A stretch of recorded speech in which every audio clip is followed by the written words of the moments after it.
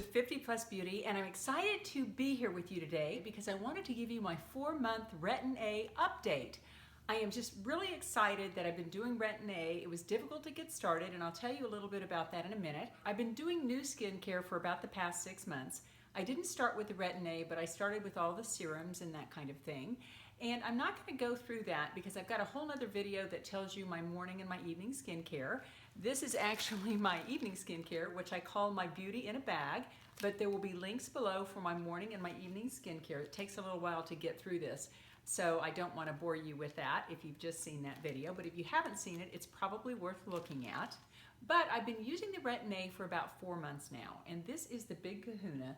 I'm most excited about having started this because this has been scientifically proven to really give you younger looking skin, to build collagen, to make your skin thicker, to cut down on fine lines and wrinkles, to get rid of brown spots and that kind of thing. I have had a really good result so far with the Retin A, and I'll show you my before picture, and this was about 6 months ago, and I had no idea at that point I would be on YouTube, so it is not a light controlled picture or anything like that, but it does show you kind of what my skin looked like before the Retin A. And as you can tell, down around my chin area especially, I was developing a lot of fine lines and wrinkles and just skin laxity. And I think that's one thing that has really been showing an improvement so far, is that my skin seems to be getting a little bit tighter. I'm really not seeing that much of a difference in terms of fine lines and wrinkles at this point because it's only been 4 months, but I am seeing maybe a little bit more firmness in my skin. Also, just the general tone of my skin seems to be better. My skin was getting really old and craggy looking and kind of sallow looking, kind of dull looking, gray looking, that kind of thing. Oh, and it's probably because the Retin A is peeling off layers of your skin, and it does that a lot, especially in the very beginning. But it looks like my skin has a newer, kind of younger texture. And it's only been 4 months, so I'm sure that will continue to improve and I'll continue to see changes there. But so far I am seeing some positive improvements. Now, for those of you who are not that familiar with it, this little guy, it's very powerful, but it's also very irritating to the skin, especially at first. It causes a lot of peeling and irritation, especially if you go at it too hot and heavy to start with. So what I did, and this is what a lot of the YouTube ladies recommend, and I was just following their lead, I started out at the 0.05%, and there's a look at that, about 4 months ago. And at first, I started it just 1 night a week for the first month. And in the second month, I did 2 nights a week. And in the third month, 3 nights a week. And now I'm actually doing it every single night, which I'm very excited about. At first, I had a lot of peeling and irritation, but by about the 3rd month, most of that had largely gone away. And I would get some peeling every now and then. Maybe I notice it maybe 1 or 2 o'clock in the afternoon. I'd kind of notice some peeling and just brush it off my face. It really was not that difficult to get through. This was in stark contrast to when I was in my 40s and had done Retin A. At that point, I did it just like the dermatologist said. I hit it every single night. So I was really, really irritating my skin. I actually felt like I looked like a big red lobster. And I did the Retin A for 3 years in my 40s. And so, I did not have a good experience then. But now, it's really a much better experience than it was then. I think it's because I started so slowly. Also, I have a few tips that I used. First, when you apply the Retin A, you go ahead and do your evening skincare. A lot of women wait 15 minutes after they do their normal skincare at night to apply the Retin A. And I really hear that quite a lot. So if you're worried about irritation, I would definitely start it like that if you could.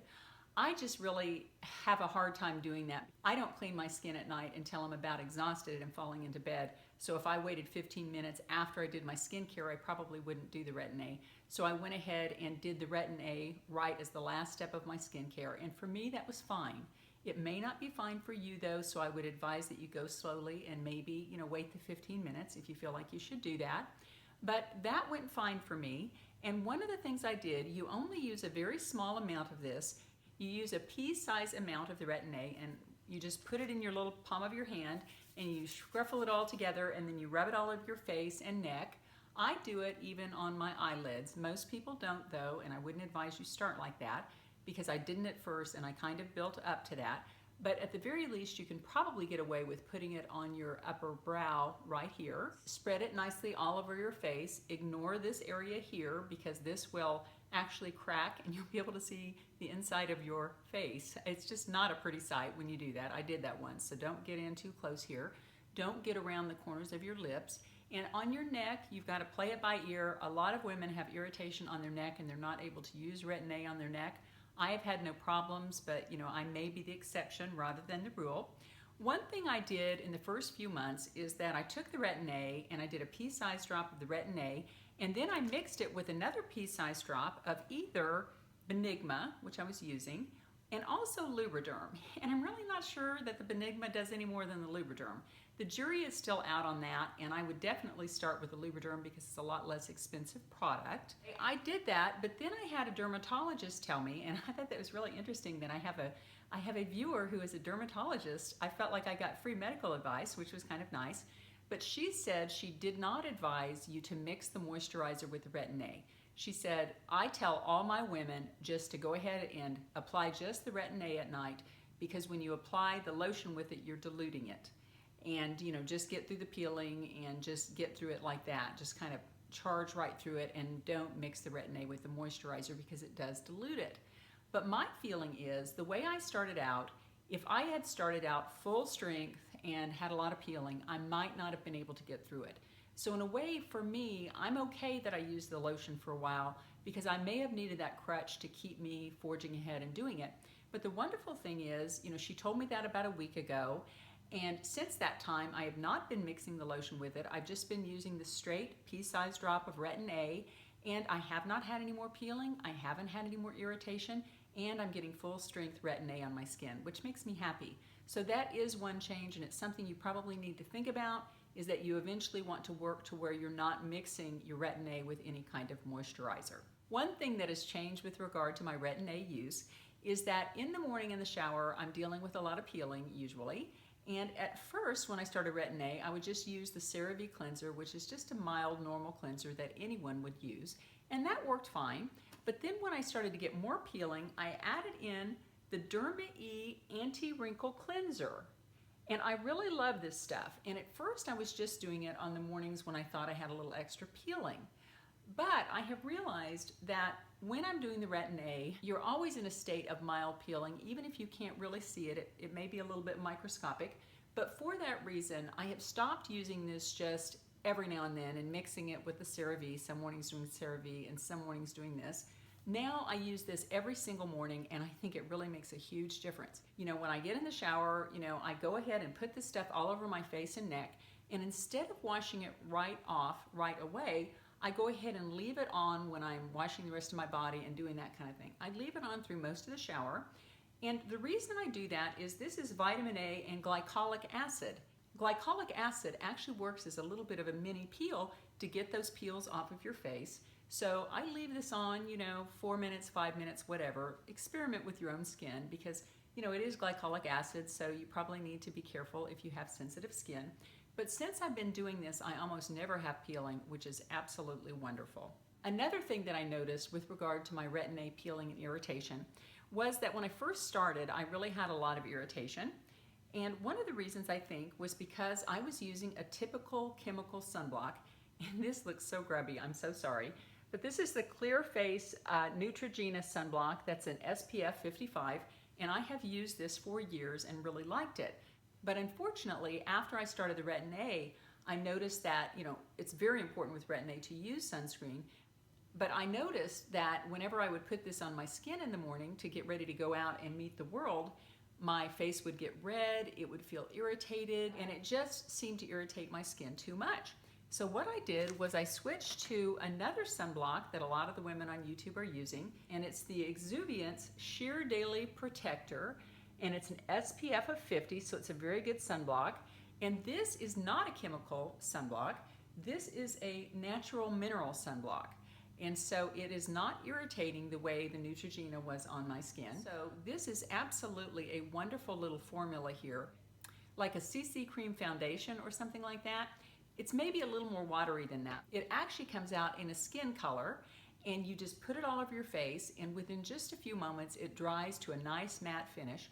In fact, on the weekends, there are days when I just wear this in place of foundation, just for a little light cover and also the sunblock. But this has made a huge difference in my being able to tolerate the Retin A, so you might look into something like that. That's where everything stands right now with regard to my Retin A use 4 months in, and I'm going to be doing a monthly update because I'm sure I'll have changes along the way and things that I would like to share with you. I'm so happy to finally be at 7 nights a week using the 0.5. And what I'm going to do now is wait maybe another week or so, get a little more used to this. I'll be doing this for about another week, every single night of the week, and then I will start making the switch very slowly to the 0.1 Retin A, which is the highest strength, which is ultimately where you want to end up. How I plan to do this is, right now I'm 7 nights a week on. Once I start to add the 0.1 in, I will replace one of these nights with the 0.1, and then slowly I will build that up to hopefully I will end up 7 nights a week at the 0.1. We'll see if I can make it. If I can't make it quite that far without a ton of irritation, then who knows, I might just do this some nights and that some nights. I'm not wedded to the idea of 7 nights a week on the 0.1. That is where it sits right now with the Retin A. If you're not doing it yet and you think you would like to try, go visit your dermatologist to get a prescription. Sometimes insurance does cover it, but sometimes it doesn't. If you have to buy it cash out of pocket, it can be very expensive, but it varies a great deal between pharmacies. There's a wonderful website called goodrx.com, and I love this website. Basically, you download the app, the goodrx.com app on your phone, and then you go into the app, and then you enter your zip code, I think, and then you enter the drug that you want to find, and it shows all the pharmacies in your area and exactly what, like for instance, Retin A would cost you by paying cash.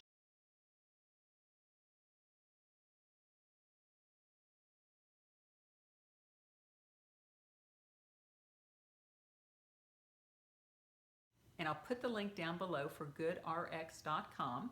Another thing you might try is if you're going to Mexico, you can always get Retin A. It's over the counter in Mexico. In fact, I got this little tube when I went to Puerto Vallarta with my husband. If you have friends who are going to Mexico, I also have another friend who's going to Mexico, so I may do that again soon. But if you have friends who are going to Mexico, that's also a good way to get Retin A. Well, I guess that's about it. If you're not a subscriber and you're interested in makeup or skincare, I have a lot of great videos coming up on both of those topics, and I would love to have you subscribe. And you can do that. There's a button right here that you can poke that red button and go to the subscribe page. Also, once you're there, click the little bell, because the little bell gives you notification every time I post a video. And I do usually 2 or sometimes 3 videos a week when I have a collab with someone. Give me a thumbs up too if you wouldn't mind. I would really appreciate that. Well, I guess that's about it. I almost hate to see you all go because I love spending time with you. I hope you'll go out into your day with confidence and beauty and strength and just feeling on top of the world today. Make it a great day.